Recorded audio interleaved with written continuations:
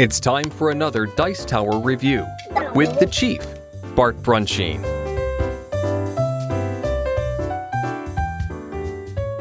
Hi, this is the Chief from the Dice Tower, and you may be wondering, I've already done a review of Qwirkle, so why is it sitting out here in front of me?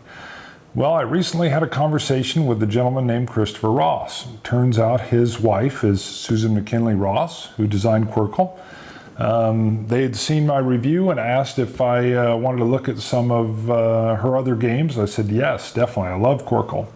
So you're going to see a few reviews in the next probably few weeks or so. That'll be on her games. And today what I wanted to show you is a couple things that are directly related with Qwirkle. This is travel Qwirkle. Now here's how I traveled with Qwirkle in the past. The big reveal. All right, this huge, chunky bag of blocks. Now, I'm not kidding. We traveled with this. I don't know if you can see this, but that is probably coffee or something that is all over the bag here. Much easier to travel with this than with this, okay?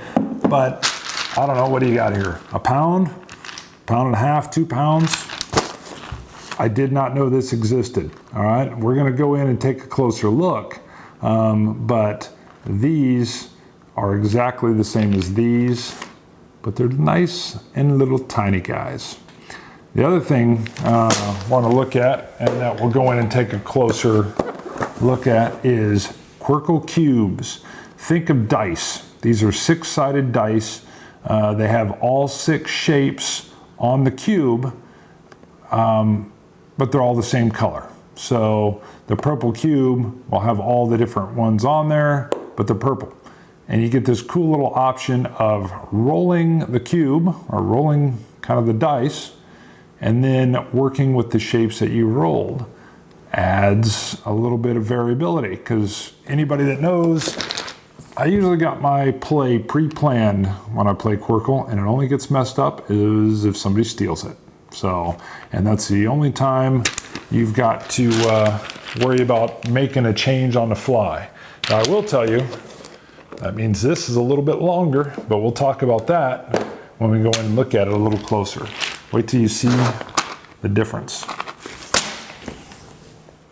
All right, so here's our starting point, and we're gonna pull a few of the normal Qwirkle cubes out. And we're going to do the same with this one. All right. Not much to see here. You can tell the difference. I don't know, half the size maybe. So the little midget Qwirkle block fits right into what the colored piece would be on there, really. So you can see, not big and chunky, but nice and portable. So you can take these with you in the handy little bag wherever you need to go. You know, road trip, airplane, whatever, and get these in. So not much else to say other than just to show you the difference. The rules are exactly the same, completely identical. And if you like Qwirkle and you want to travel with it, this is the way to go. All right, Qwirkle cubes. Still handles 2 to 4 players, ages 6 and up. You pop open this little cube box.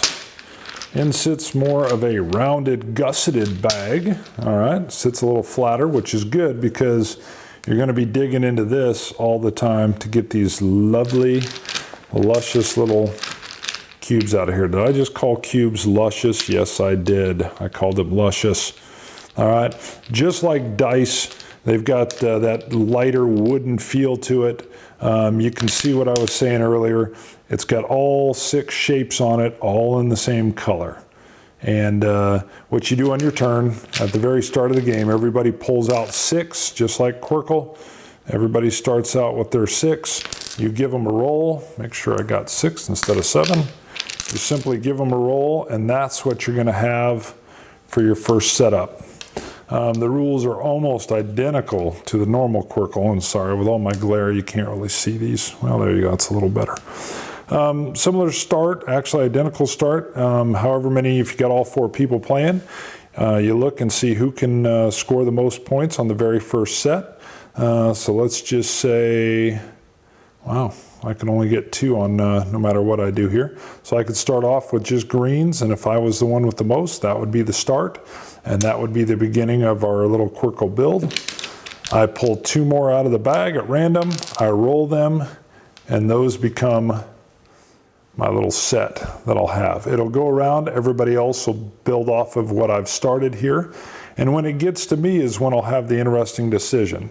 So, and my decision is simply with what I'm looking at, if this was how it came to me now, would I want to roll these right now or not? And of course I would, because the only thing I have to go into it would be here.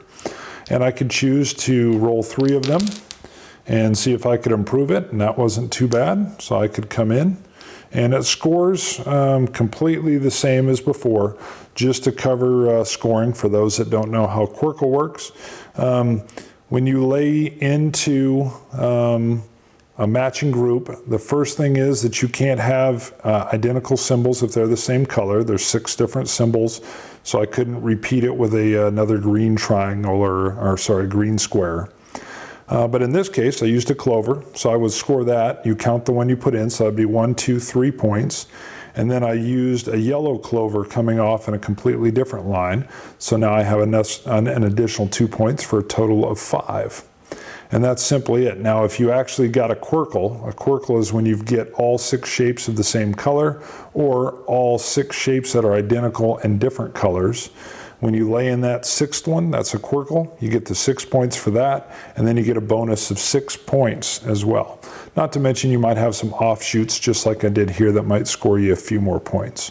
When your turn is done, if I've got 4 cubes or dice left, I simply refill back up to 6, rolling, adding them into my hand. And there you go. That is Qwirkle cubes. Like I said, this one can lend to a little bit of AP. You know, you really don't have that in the regular game, because what you got is what you got, and you just want to maximize whatever you're doing. And sometimes people take a little time to look at the board, well, the board or all the cubes. But in regular Qwirkle, you know there's only 3 of every type, every shape and color. So there's not a lot of guessing. You kind of know, hey, I need this one. There's only 1 left, and it's in the bag. Whereas here, you've got a lot of different possibilities, because they're changing all the time. You're rolling them. Sorry, I didn't say. For those that need to know, and yes, I know everybody needs to know, the way you win Qwirkle is you keep track of your score as you go along. So in that one example I had, I scored 5 points. I simply would score that on a little notepad at the game table. And then at the end of the game, what happens is when all these cubes or tiles are exhausted, play continues without refilling, because there's no more in here. And the first person that completely gets rid of all their cubes by playing them out on the board, they get a bonus 6 points, and then everybody just tallies their score. All right, we're back. This is the mashup. This is Qwirkle heaven. This is Qwirkle, I don't know. I was going to say Valhalla again, but I said that earlier in a different review. So, I got to tell you, if you like Qwirkle, you can't go wrong with this, as you've already seen. It's fluffy, it's light, it's got a nice little package, and the cubes are literally as big as this little thing right here. Still love the regular Qwirkle.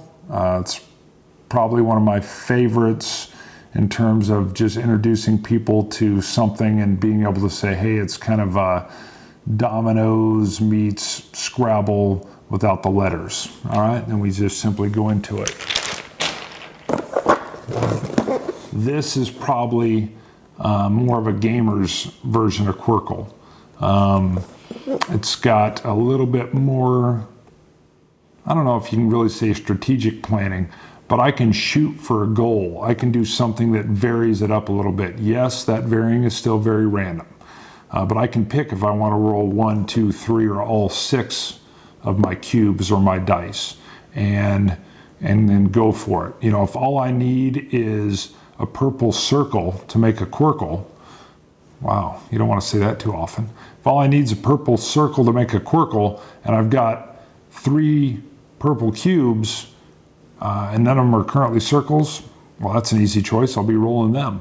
So, and there's been many times that if that's what I'm going for, I may roll my other 3 that are different colors just in case they end up syncing up with something in that row of 6 that I'm going to be using, so I can do an offshoot and get even more points. See what I see? See what I see? See what I'm saying? A little bit more of the gamer's version of Qwirkle. But there you go. Take it for what it is. They're all fun. They're all enjoyable. This is just a mini travel size. This is new and interesting. So that's it, guys. Chief, see you later. Thanks for watching our review today. For more information about board games, as well as the #1 board game audio podcast, check out Dicetower.com for reviews, interviews, and more. I'm Eric Summerer, and you've been watching The Dice Tower.